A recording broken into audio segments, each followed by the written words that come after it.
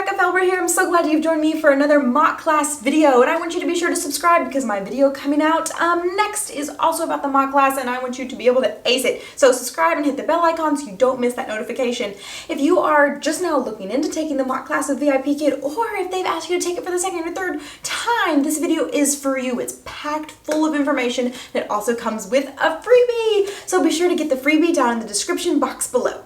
The freebie is perfect checklist for you. It goes over everything I talk about in this video so that you can do the mock class really well and you know how to practice. All those things are packed into that freebie. So I want you to watch this video as I explain each section, then get the freebie so you can go through and quickly check to be sure you've reached all the objectives. If you're new to VIPKID and you've clicked on this video to see what VIPKID's about, you need to email me. I have a packet of freebies, a whole starter kit if you use my code. So be sure to email me if you're interested in VIPKID and want to check those out. So as we get started, give this video a thumbs up if you're excited to pass the mock class, and also subscribe to my channel so you don't miss my next video coming out, which is also about the mock class. So subscribe, hit the little bell, hit the thumbs up, and let's get started. Okay, so the first overarching theme or thing I see people struggling with is their classroom setup and their lighting and things like that. So let's just talk about that briefly so we can get to the meat in just a minute. So we need to be seen clearly. You need to have enough room around you so that you can implement your props, that you can demonstrate things, use your whiteboard. You need room so that, you know, when you're demonstrating, your whiteboard isn't leaving the screen. I should have gone this way. Things like that. So be sure you have room. Step forward if they can't see you clearly. Step back if you need more room. Things like that. You also want to minimize shadows and have really good lighting. They need to see your eyes. They need to see your face. They need to see how you're pronouncing words. Pronouncing words so you have proper pronunciation. So all those things really need to be important to you. And also your background. You want it to be engaging and educational. I currently don't have anything educational behind me for this video, but you need something educational. So if you have a map or alphabet letters or, you know, whatever you have that's really engaging and educational, put that behind you. The next thing is how you appear. You need to look nice. So take the time, comb your hair, brush your hair. You don't have to wear a suit and tie, but do look professional. You can wear a t-shirt if you have one that's appropriate. Don't show skin. Put your effort into how you look because it matters. You need to look clean and professional. The next thing we're talking about is sound. So I recommend using a headset with a microphone. You don't have to buy one this huge, it's ginormous. But a simple headset with a mic is important. They can hear you very clearly and you can hear them very clearly. And so you'll need this when you go into teaching, but for the mock class, you can just use earbuds with a little mic. That is perfectly fine. So if you don't have something on hand and you're ready to do the mock class, use earbuds with a mic and order to the store and get a bigger headset with a mic. So we've talked about our surrounding. Now let's dive into how to practice. And I find this is the biggest struggle with the mock classes. People don't know how to actually prepare for them, and that's understandable. This is very different. So let me just briefly explain the mock class for those of you who haven't actually started preparing for it. So they'll send you two sets of slides, slide A and slides B. Each is 10 slides long. Slide B is a little more challenging. You need to teach these in 10 minutes. So you're going to aim for 1 minute per slide. You need to prepare for both, even though you'll only teach one in the mock class, but you will not know which one they will have you teach until you get there. So prepare both. And how to prepare? What I recommend is familiarize yourself with each of the slides. So go through slide by slide of those slides A. Familiarize yourself with them. When you feel like you have a good grip on what you're supposed to ask, what you're supposed to say, then dive right in to teaching them. And pull up a timer on your phone and aim for 1 minute a slide. Do the introduction, aim for 1 minute. Each slide, aim for 1 minute a slide. So you're gonna have lots of repetition, and we'll get into all that in just a minute. So once you've practiced that slide A, and you feel like really comfortable with it, then film yourself. Film yourself, aim for 1 minute a slide, and then watch that and see how it goes. Now, it's challenging to aim for 1 minute a slide when you don't know how long the student is going to take to respond to you. You know, when you say, ball, like, how long do I give them? Just say what you've said back in your head, and you can say it a little slower too. Ball. Kind of, wait a second, repeat the word.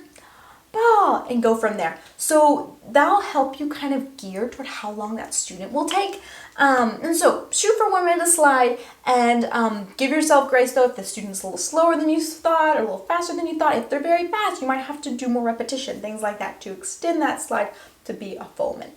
All right, so you've gone through slide A, you familiarize yourself with them, you have practiced them with the timer, you have recorded yourself, and then you watch that recording, see what you do well, because I'm sure you're gonna do a lot of things really well. And then the things that you struggled with, practice that one more time, implement it, and see how you do then. Then go to slide B and do the same thing. And you might be thinking, this is gonna take me forever. It won't. You know, if you give yourself an hour, you'll be surprised how far you get. So, 10 minutes to familiarize yourself with the slides, 10 minutes to practice, 10 minutes to practice with a timer, 10 minutes to film yourself, 10 minutes to watch that filming.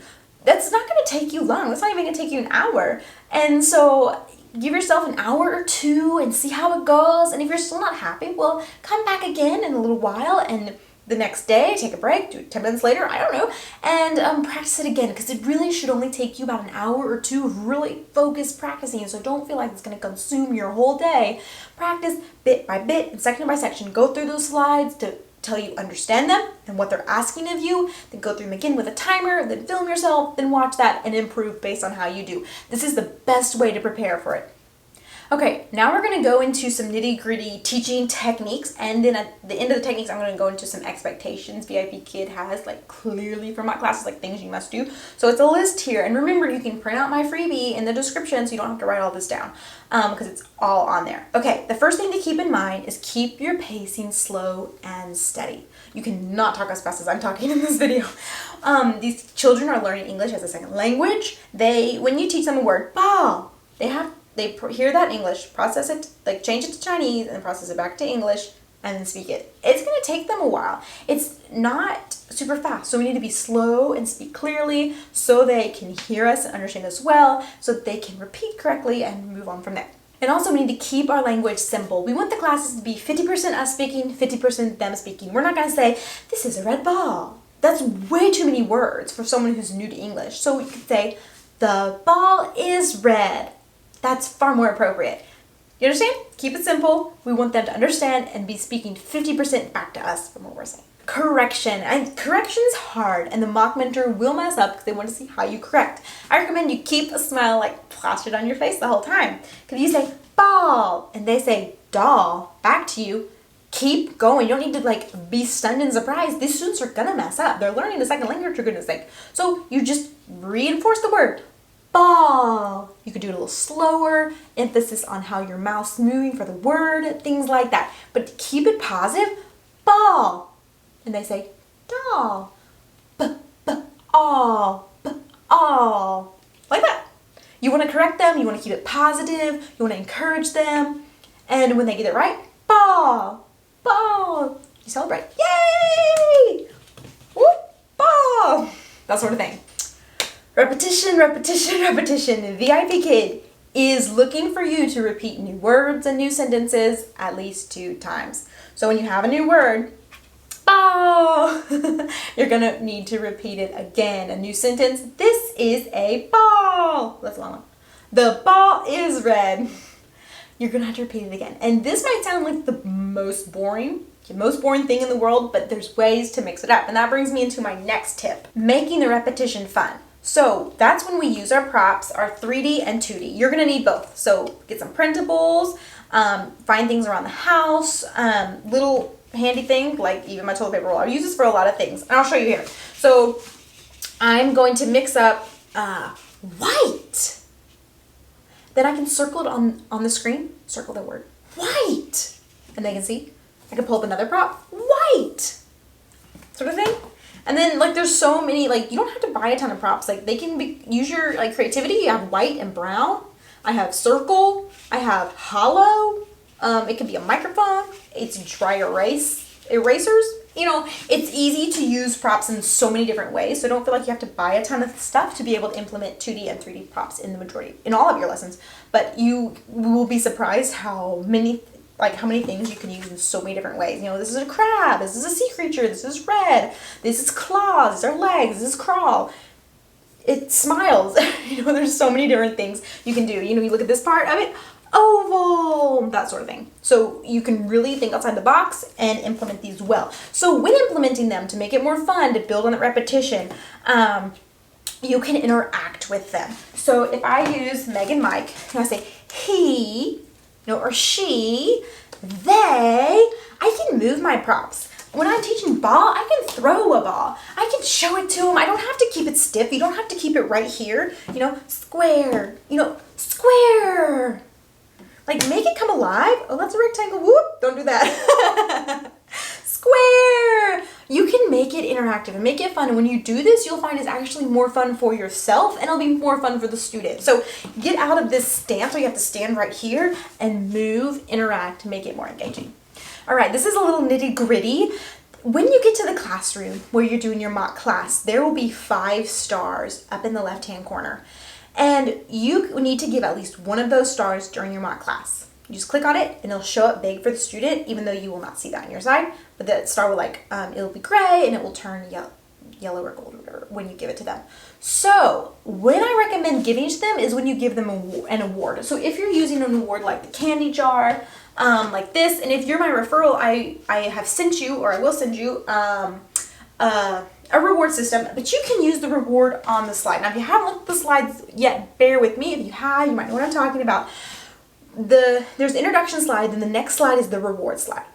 On here, you're going to drag and drop toys. And this is important. Even if you're using a secondary award, like the candy jar or something, you still have to teach this drag and drop rule. It's important to teach this rule because later in the lesson, they're going to need to drag and drop words to show that they've learned the concepts of the lesson.